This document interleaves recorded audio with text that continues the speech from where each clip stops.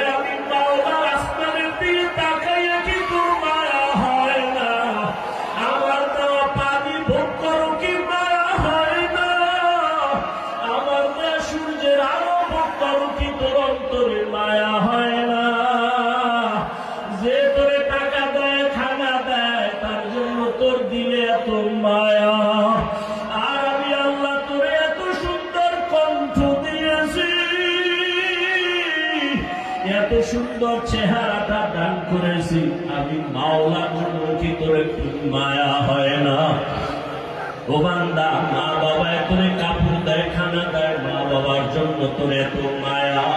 ওরে আমি আল্লাহ তোর জন্য সূর্য বানাইলাম, চাঁদ বানাইলাম,